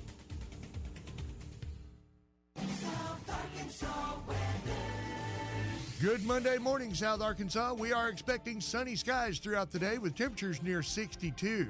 Tonight, partly cloudy, overnight low near 34. For Tuesday, it'll be mostly sunny with temperatures near 68. Then on Tuesday night, mostly clear with an overnight low near 34. Wednesday, sunny and 72. Thursday, sunny and 76. Friday, sunny and 77. Out of the Radio Works Weather Center, I'm JJ. All right. Good morning, everybody, and welcome to the Y95 Roundtable. I have no idea if Doc Bryce can hear me or not. I do hear you. You can hear me? I do hear you. All right. Do you hear me? I hear you now. Can you hear me now? Yes. Okay. I can hear you now. All righty then. We sound like a phone commercial around here. All right. Good morning, bud. What do you know good? I know that the Razorbacks really wore me out last night. Well, they wore out, who was it? Southwest Louisiana State Technical College of Monroe or whoever Technical college, really? Yeah, they played a little itty-bitty college? Well, no, they played the Ragin' Cajuns. I know that much. So it was the University of Louisiana, who used to be known as Southwest Louisiana, but they didn't want to be a directional school anymore. So they are the University of Louisiana at Lafayette, I believe now. Yeah, well, they ended up doing that doubleheader yesterday, and I'm stalling because I'm trying to find our sponsors for the roundtable, and I'm not having a lot of success at it. And yeah, then, folks. That game got canceled on Saturday, right? Yes. And then our traffic lady, well, she was out of pocket. And yeah, because there's like 14 inches of snow up in Berryville. Yeah, and she said she had no internet, so she's like, sorry. And I'm like, ugh, okay. So you pretty much ran a doubleheader by hand? Is that what you're telling me? Yes. It's like, man. anything to get stuff on the air, man. Well, we appreciate it. And, of course, hey, I was excited, too, because we had some listeners come in. I was watching the audio stream. Yes. And we actually had some listeners come in and listen to the game off of the Fox stream. See, I'm telling you. I know that you've sat back and you see, there's like stupid baseball. Ain't nobody listening to this. No. They're listening to baseball. Well, I noticed they're listening to baseball when it's not there. When it's not there. Right. That's the only time they let us know that they're listening to baseball. When they're not there. No, when baseball's not there. Oh, yes. Because they call and they go, "Where's the baseball?" Well, that mean I guarantee you, bud. How many people did we have listening on the stream? I mean, a couple of dozen or something? There's 8. Yeah. So I guarantee you there's 10 times that many listening to it on the radio. Now, granted, on the stream, we had to geofence it to be able to stream it. Yes. So it's within a 75-mile radius of here. So, of course, those who were listening are inside that 75-mile radius. So, they're still within our radio signal. At least we get to geo-stream it now. Yes, because before we weren't allowed to stream it at all. Right. And so there could be somebody who doesn't have good building penetration or something like that. And, but again, I know, and it's just one of those things in radio. In 2022, a lot of people want to know, what's your ratings? What's your I can't think of the name of the company who does the ratings, but Oh, when it was Arbitron? Yeah, what's your That's Arbitron? Nielsen ratings, and how many people listen to that? Honestly, we don't know. And here's the reason, folks, because you have to pay lots and lots and lots of money to get those ratings. Yes, to get that book. I mean, and quite honestly, the book is way overpriced. I mean, it's several hundred, if not a couple of $1,000s for a little bitty tiny bit of information. Right. So anyway, it's not something that we don't, a lot of us around here would love to know. Those of us in the sales department would love to know. We'd love to be able to go and tell you this many people are listening from 6 o'clock in the morning till about 6 or 7 o'clock in the evening. We'd love to be able to tell you that. See, back in the old days, especially in the Dallas market, the larger markets get a book every 3 months. Right. So every quarter you get a book. Yeah, if you can afford to buy them. That's what we call it. Right. Well, when you work for CBS, they can afford to buy it. ABC Radio, they can afford to buy a book. Yes. Well, these books would come in boxes. And so they would take these boxes and they would lay them out in the hallway. So they just run them down the hallway by the studio. So that way anybody who wanted to grab a book, right, you go in a box, you grab a book for yourself. There you go. And so everybody had access to a book. Right. And then that way we could manipulate the numbers and everything and make ourselves number one. It's like, we're number one in this room down this hallway. It's like, our demo is actually, males, 35-54. But this this quarter, we're number one with 12 plus. There you go. So we're number one with 12-year-olds. There you go. And then the next quarter, you're back where you're supposed to be, 35-54. I got you. So you manipulate to work. But here, we only get one once a year, though. Yeah, it's kind of crazy. Yeah. So it's like flying a submarine. I just don't know what we're doing until a year's time. How many submarines do you fly? 4. No. You don't fly submarines, dude. Well, submarines swim. They don't fly. It's a figure of speech because you can't look out the window. Right. That's true. There's something to be said for that. You got me on that one. You can't look out the window. You can't look out the window. You All just have to do it by feel. Yeah, I'm trying to. And again, I'm stalling because I just realized that if we were to try to take a break, after I talk about our wonderful sponsors here on the round table, then I'm going to go into like the Judge singing No One Else on Earth. No, that's Why Noah by herself. So I've got to you talk about some manipulating. I've got to do a little bit more manipulating over here as well. Yeah, I don't know how he sets that thing up over there. Yeah, it's a labor of love. He really. I told him I could do it over here, and that way it just be automatically put in every. Yeah, but I believe his exact words were, "Oh no, we see how that works on a daily basis, and we can't let that happen or whatever." So. I got one thing in here. We got one thing taken care of. I can take care of the rest here in just a second. But we do want to let you know, folks, here on the round table, where you're hearing Y95 and KBEU all simulcasting all together, is brought to you by Steel Deals Incorporated, who's been serving Ouachita County and the surrounding area for more than 30 years. From large industrial projects to smaller do-it-yourself crafting needs, Steel Deals has your material needs covered. If you have a project, the custom fabrication pros at Steel Deals can help. Stop by the office today and see why the real pros go straight to the stores. Steel Deals is open Monday through Friday from 7:30 to 5 at 1615 Mount Holly Road in Camden, and you can give them a call at 231-5622. They can help you with things like custom barbecue grills, fire pits, deer stands, kennels, metal buildings, workbenches, trailers, fences. They got you covered over at Steel Deals. Round Table is also brought to you by the Flaming Pig Barbecue. Old Clifton was open this weekend for a hot second, and it got sold out in a hurry. So you need to give Clifton a call at 870-818-5984. If you want to talk to him about catering your next event, I had him do Super Bowl party for me, brisket and some burn-ins, and everybody went home very happy and very full. So, absolutely give Clifton a call for your catering, 818-5984. And while you're at it, ask him, hey, you going to be open any this week? He'll probably update us on Facebook, too. Also brought to you by SAU Tech, which has multiple job openings for you to have a career in higher education. You can apply now online at sautech.edu. Go to careers, then click on the job title you are interested in. After viewing the job description, you can click the Apply tab. Go SAU Tech, go Rockets. Let's see, we're also brought to you by St. John's Place at 1400 Highway 79, 167 Bypass in Fordyce, and the Ouachita Nursing and Rehab Center located at 1411 Country Club Road here in Camden. They are the choice for all your rehabilitation and long-term care needs. They provide award-winning short-term therapy services as well. Reach St. John's Place by dialing 870-352-2104 or online at stjohnsplaceofarkansas.com, and Ouachita Nursing and Rehab by calling 836-4111. You can also reach them at ouachitanursing.com. We're also brought to you by First Choice Family Care at 476 Hospital Drive in Camden. 870-800. That throws me off every time because it's like a 1-800 number, but it's preceded by 870. Dr. Jarrah, 870-800-9002. Choosing the right doctor for you and your family can be stressful at best. Dr. Smith and her staff will help take the pain away from that process. Go to myfirstchoicecare.com for a new patient packet, and then call 870-800-9006.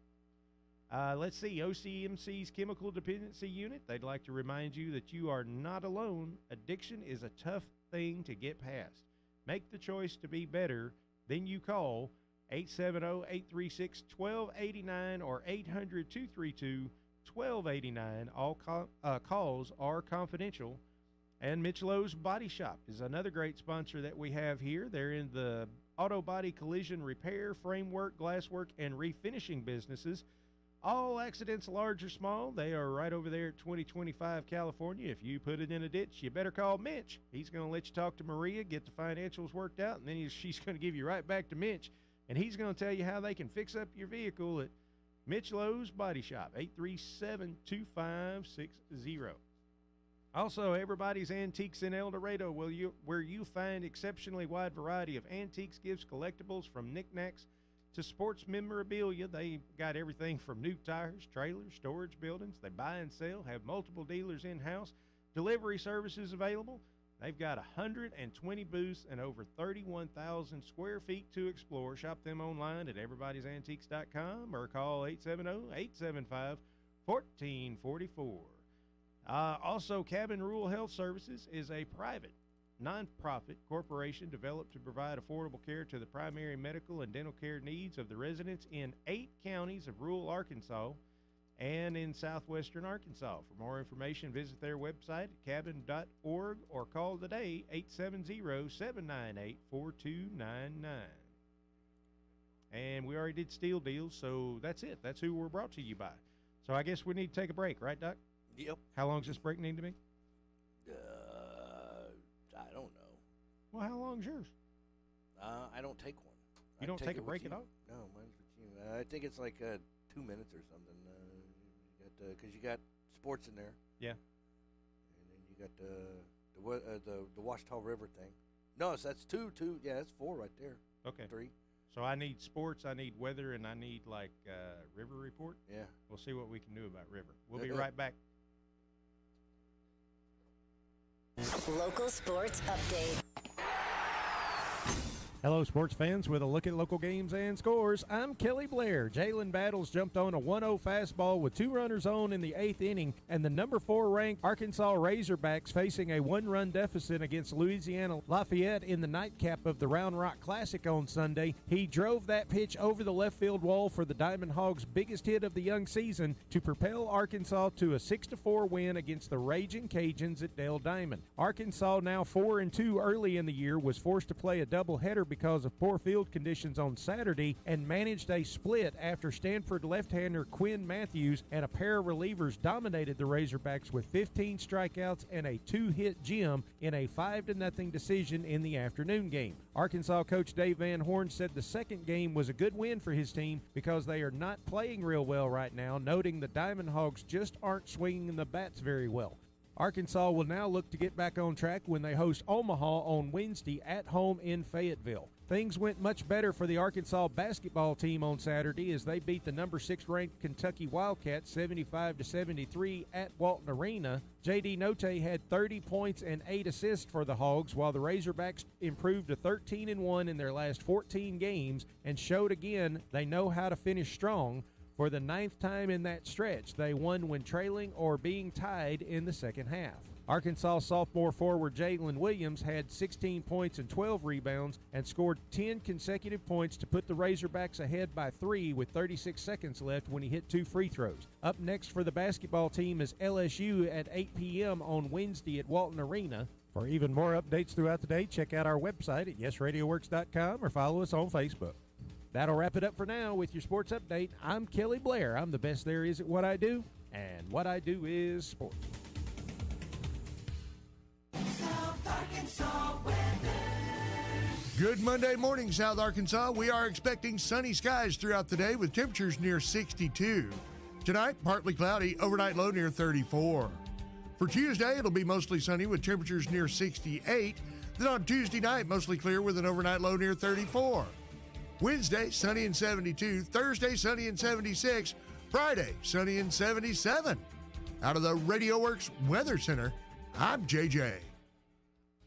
Good morning, South Arkansas. It's time for the Washita River Report for Friday, February 25th. Starting out with the river in Camden, the current gauge reading is 15.38 feet. At Thatcher Lock and Dam this morning, the current gauge reading is 77.48 feet. And at Morro Bay State Park, the gauge reading is 68 feet. The Washita River is one of 5 designated commercially navigable waterways in the state and is economically and socially beneficial to the region's communities and industries. The river provides barge service via 2 public ports in addition to privately owned terminals and riverfront industrial sites. The Washita has been classified as a low-use river and is at high risk of losing its federal funding for maintenance and operations. Radio Works urges you to learn more and explore your river. Reliability of this forecast is based on current and forecasted river and weather conditions from the National Weather Service in Little Rock. Have a great weekend and be safe.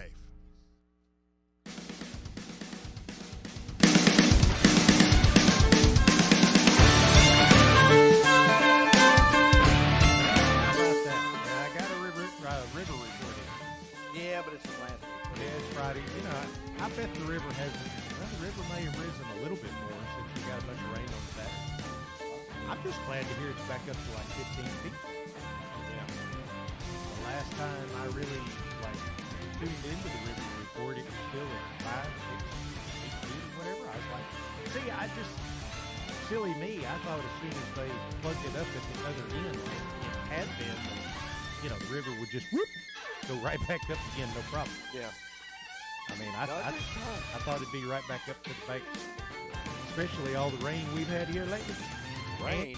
And they all say that we get a lot of the runoff from rain that happens anywhere up around central Arkansas. We get all that and everything. That's why the river floods all the time. Well, yeah, because we get all the hot springs like that. That's what I'm saying. Oh, I know where it comes from. So I mean, I kind of thought it'd just shoot right back up there again. They got that dam over there. Hey, what's your complaint? No, that dam. Oh. You're talking about it specifically. And they got that one over there at Lake Hamilton, and that one dumps into Lake Catherine. Yeah.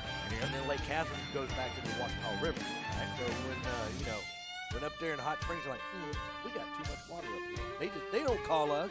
Say, hey, y'all need some water? They're just like, them folks down in Washita County, they love leftovers. We'll send them. We'll just send them on down. Speaking of Catherine, it's my daughter's birthday. I was just going to say, you don't ever have to, try to struggle to remember that name, do you? No. No, I even got her excited. I said, look, they made the lake now. So, how old is she? 25. Oh, wow. That makes you feel old, right? That means I was 25 when I was born. Wow. There you go. I was so young and naive and impressionable. And how old is the grandbaby? Well, one is going on 3. Oh, okay. And then the other one will be going on 2. 2. So I got a grandson and a granddaughter. Now, life will make you feel 50. Life will make you feel old. And grandbabies, they make you feel young. Do they? Well, until you have to chase them around all day long. Then you feel old. Yeah. You can get down in the floor and play with them. That's not the problem. It's getting back up. Yeah. That's a big problem. Hearing them knees punch. Got to be near some furniture, some sturdy furniture. If you're my size, can't be pulling up on something made out of wicker. Well, I hate that baseball was so hard on you and everything, Doc. It sounded like a heck of a game in the second one, where the Razorbacks rallied and pulled out a 6-3 victory. That gave them 2 victories for the weekend. Apparently, Stanford's pretty darn good. Well, between running the raceback, and then big story broke out last week. Videos and phone calls, text messages, and the raceback. Yep. Because of that incident that happened up there in Fort Ice and their locker. Right. And then trying to piece all that together. Well, for those of us who hadn't heard of it, go ahead and fill us in. Well, there was a beatdown in the locker room. A beatdown? A beatdown. This was Fort Ice on Fort Ice? Well, it was 2 schools. Okay. Of course, everybody's got their phones out. But I'm saying same team. Well, I mean, it wasn't sports team. Oh. No, this was personal. But this happened at Fort Ice High School, didn't it? For some reason, the high school or junior high school. I understand my mind is always defaulted to sports, so maybe I just misheard. But for some reason, you said locker room. Well, it's funny because I thought you were talking about locker room. The sports guy over at Camden News. Yeah. He's covering it too. Okay. But it happened in like a PE locker room. You're right. Okay. Yeah. So you said locker room. I automatically thought you were talking about happened after a basketball. No, this had to be like between classes. What it looked like. He was like changing out of clothes. Okay. It looked like gym clothes. Right. And then while he was doing that, this other kid started like pushing him around, getting up in his face. I can see where that would start. He kept instigating him to want to fight, and the kid was like, "No, I don't want none of this. I'm not doing this." And all this, and actually tried to de-escalate the job. All of this is on video. Yeah. Okay. So the other kid ended up coming after him and shoved him and started pushing him around and grabbed him. Eventually choked him out. Okay. So the kid's on the ground, passed out, and then the other kid's like stomping on his back. And all his buddies, friends, classmates, and acquaintances are just standing there videoing him instead of anybody trying to help. No teacher, no faculty, nobody around, no adult around. A bunch of kids turned out. Well, look, I know everybody's going to have their own opinion on this. My opinion, there should have been somebody in that fight. Should have been. Look, I was in junior high back in the 1980s. Graduated in 1980. And even back then, you didn't have a whole bunch of teenage boys in a locker room by themselves, unsupervised. Not thinking that something wasn't going to get tore up, somebody wasn't going to push somebody, talk about somebody's mama or something like that. My personal opinion, kids don't have any sense more now today than we had back then. Because we were used to kind of being out on our own a lot back then. A lot more than kids. I think they need more supervision now. Well, we even had supervision then. Why was nobody? Where was the teacher? Where was the nobody knows. But I don't know how they build these locker rooms today. But ours, the front wall where you come in, there's a bunch of officers. That's usually coaches. You got the coaches. Doubled up some other kind of coaches. But anyhow, you got coaches in that front office right there. But that front office looks down the pathway to the locker. Right. So, because our lockers are perpendicular with the office. And then you got the shower. So, I mean, if anytime that we got rambunctious, they knew. Because they could hear it, because they're right there in their office, and they can hear us making a ruckus, shenanigans, tomfoolery, and all that. And hey, what's going on in here? Or getting onto us and popping us out of the towel. We always got budget. There was always a coach. And it wasn't always just our coach. There was always some coach. Yeah, multiple coaches. A teacher, an employee of the school district. Right, in one of those offices. Dude, quite literally, when I was in junior high, I can remember the coach, the PE teacher, sending a senior down to the locker room to watch the 7th and 8th graders. And again, just make sure nobody got into anybody else's stuff. Because we had those little wire baskets that just kind of slid up into the darn thing, and you could put a lock on there. You shake those things real hard, you could work it around, bend them, get them out of there, whatever, So, again, people just being vagrants, destroying stuff, stealing, because people would leave their watches, their wallets, stuff like that in there. We didn't have the Jordan shoes back then, so thank goodness we didn't have to worry about that. But my point is, you didn't leave a bunch of teenagers unsupervised without at least a senior or somebody in there to walk up. Of course, back in my day, the senior would have just beat both of us up if we were trying to get into a fight. And then they'd been like, what'd you beat them up for? Well, they were trying to get in a fight. You told me to watch them. Yeah, I was breaking them up. There you go. But if nothing else, they could have stuck their head out the door and said, Coach, there's a fight. Game on. I don't know, but it's pretty bad, though. Supposedly, these two have a history. And the one kid has bullied the other one for quite some time. And both of them got suspended for it. Come to find out. So one kid refused to fight, basically got beat up and choked out, and he still got suspended. But, supposedly there's a, when I was in school, it didn't matter who was fighting. Whoever was seen involved, y'all went down. Everybody went down to fight. It didn't matter if you started or if you were trying to finish. Well, I lost a lot of fights. Let me say that up front. But people, I used to get picked on a lot in high school. I know. But one, and I know this will probably cause outrage with half the parents out there, whatever. But my parents said you ain't got to sit there and just let somebody beat you up. If they throw a punch, you have my permission as your parent to punch back. Well, that's what I told both my kids. Because, if you get caught fighting, you better be in the position of defense. Right. If you are in the position but of don't offense, just sit there and take a butt kicking. Right. Because, your butt's going to go down anyway. Yeah. But supposedly Fordyce has a policy that if a student's caught fighting, the student who is being attacked doesn't get suspended. Well, they suspended both students anyway. And again, all of this is, I guess, documented and on film. Yeah. I'm sure none of the students wanted to share.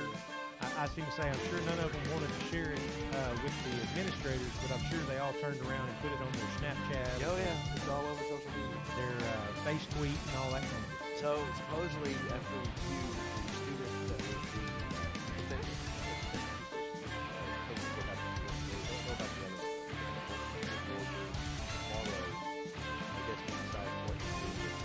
well, it sounds like, and again, I'm just kind of, all I know about this is what you told me in the last, 3 or 4 minutes.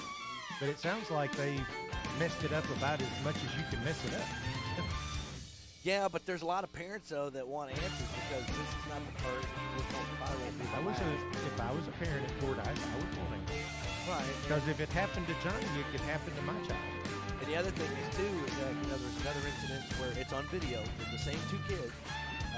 The offending kid managed to pick up the defending kid and body slam him on the ground.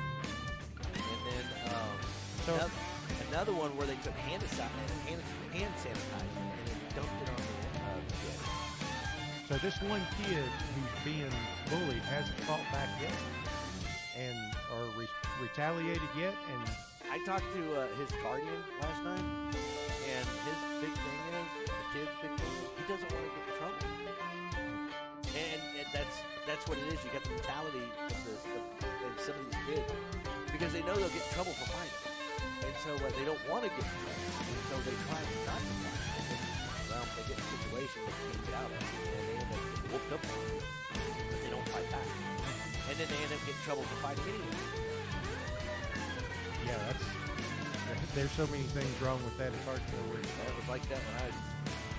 Well, again, if you got in a fight, look, let's just talk real here for a second, all right? And if the one kid who doesn't want to fight back is 5'6" and 120 pounds, and the kid who's bullying them is 6'4" and like 275, I understand why you don't fight back. Doesn't make it any more right, but I understand why you don't fight back. Because you probably don't want to get your face caved in. But, most of the people that I ended up getting in scraps with when I was in school, because I was a bullying target. I'll tell you right now, I was a geek, I was a nerd, I was a teacher's kid. Yeah, people loved picking on me, all right? But I wasn't going to sit there and take it. I did not have the temperament. I did not have the mentality. There wasn't anything in me. I got my butt kicked a bunch. But if they came and started to fight with me, they knew I was at least going to fight. Yeah. And I just can't help but to think at some point in time, it's like, well, I guess we could go mess with Blair, but if we do that, there's going to be a fight. I'm not just going to get to pick on him and have my chuckles and get away with it. If I pick on Blair, there's going to be a fight. And there were days I thought, that guy must have been having a bad day and he just wanted to fight somebody. Even his girlfriend broke up with him. The teacher gave him detention, he was already in a bad mood. Why'd he come picking on me, But there would, you gotta, I know a lot of people are going to say, no, you can't fight and all that kind of stuff. But anybody who lives in the real world, if you don't fight, this poor kid sounds like he just continually gets bullied because he hasn't fought. Well, and again, I'm saying that not knowing the situation, because there were, Lord, I got picked on by a guy that was 300 pounds in the 8th grade, okay? I was scared to fight him. I don't mind telling you. Most of the time I would fight back. I did end up fighting back with this guy. But I was a little less willing to fight him because I knew that was a fight I was in. Yeah, I had one where we always went back and forth. He'd get up on me, I'd get up on him. But usually it was when he was with his gang, his little group of guys, then they'd always gang up on us, and then we'd be outnumbered. So then the tides turned, and we'd outnumber them, so we'd gang up on them. I remember one time we were riding to school. The way we went to school was downhill. We just happened to live on the point of the hill. Downhill side. So he stepped out of his house and was walking down the sidewalk. We noticed that he was by himself. So it was kind of weird as we're flying down this hill. We branched out. There were 5 of us on bikes. So we spread out to make a line and then came down and he started running. And then we got back into a line where we were behind each other on the sidewalk. And then he ran out in the streets and we widened out and we managed to catch up with him. We ran him over. Dude, y'all were the bullies in that particular situation. Well, what they did before that is him and his buddy jumped us out of a car and then beat the crap out of us. So we were returning the favor. So this would always go back and forth, back and forth. But the final one, I finally got the final one, and I got to tell him which was I was 25, 26. Oh, you don't hold a grudge, do you? Oh no, I would never do that. Well, I was repoing cars, and I had to go get this truck. It was a Ford F-150, and I saw the name on it. I'm like, no way. No way, man. No way. So I went and got the car, and dude came out, and he's like all ball-headed now. At 25. At 25, and he's begging me not to take the truck because he's, down on his luck, he's trying to get a job, and he's touching his job and everything. They give me the sob story. He didn't even recognize it. So then I loaded it up and everything, and I told him, and once I got it loaded, I looked at it and now we're even. And he's like, what do you mean? And I told him, oh, was it? Oh, no, there's a bloody pound. I was like, no. This is my last one. Yeah. You could get your truck into a bad way. bring a check. There you go. So, I mean, that was my last face-off with Mardi Gras. Yep. Well, you had that, Lifetime Network moment or something that you actually managed to get away with that. What was he going to do? It's not like he can beat me up or anything. Not now. I was 6'3", way bigger than him. They take it more serious as adults than they do in school. Especially when he stands at like 5'7", 5'11". Wait a minute, you let this kid bully you all those years? We were a lot smaller back then. Well, I understand, but still, he had to be smaller and you were smaller. But if he didn't grow up to be 5'7", you were always bigger than him. Well, and then of course you always had these little homies with him too. I guess. So I mean, I did notice even when I was at that age, they got a whole lot greater than all their friends. Yeah. All right, well, we probably got ourselves in enough trouble as it is on all this kind of stuff, so we're going to say that's the round table, folks. JJ's going to be like, I could never take off again. This is going to be the second time in a row I was not there, and I ended up getting all these phone calls and everything. But you know what, folks? We are brought to you, the round table is by Steel Deals Incorporated, serving Washita County and the surrounding area for more than 30 years, stocking a variety of pipe, I-beams, expanded, and sheet metals.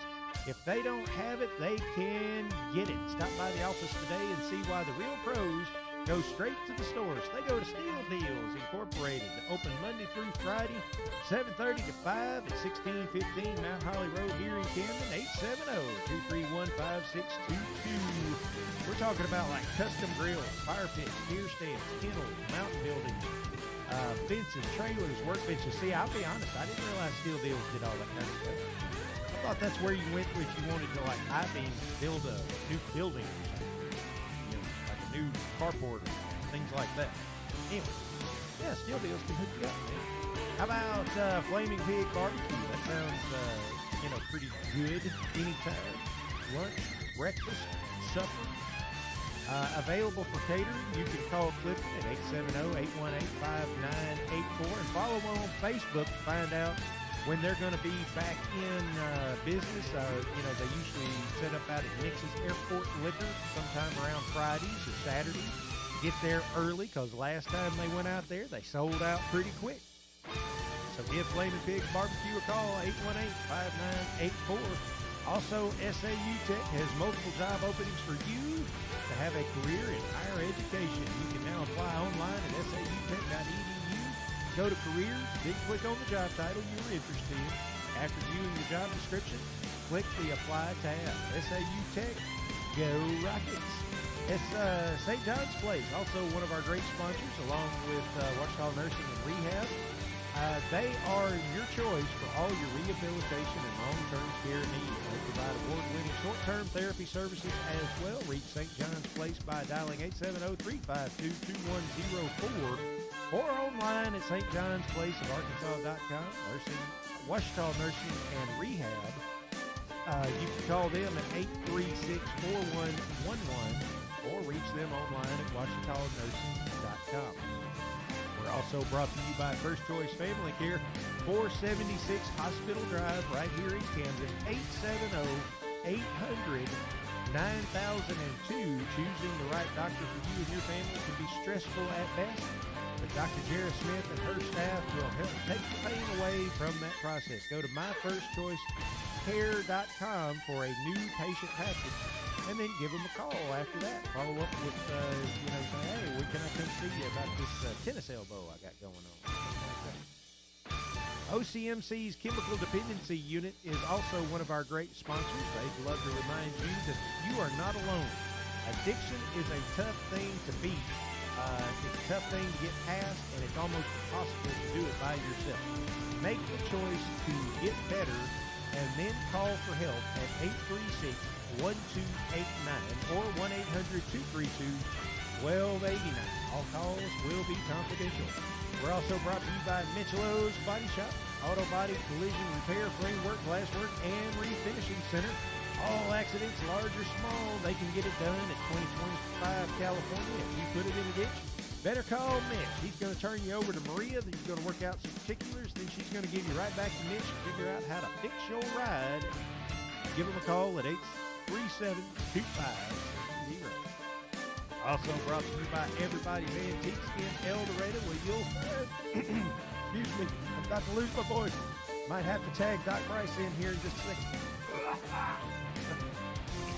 You will find an exceptionally wide variety of antiques, gifts, and collectibles, from knickknacks to sports memorabilia to new tires. How's that? Sound better?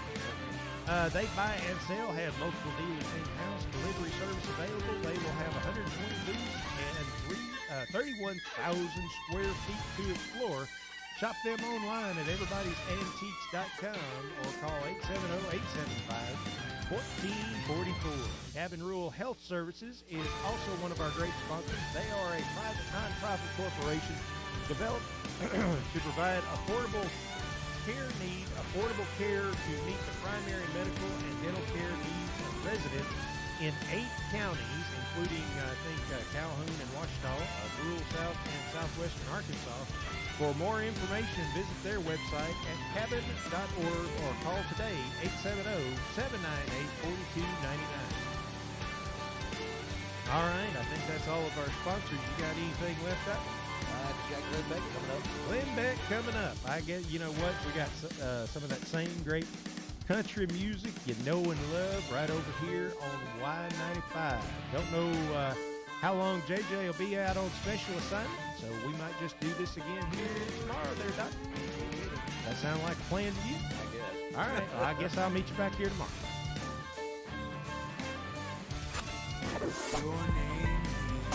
News Talk 92 KBEU Bearded. News Talk for South Arkansas.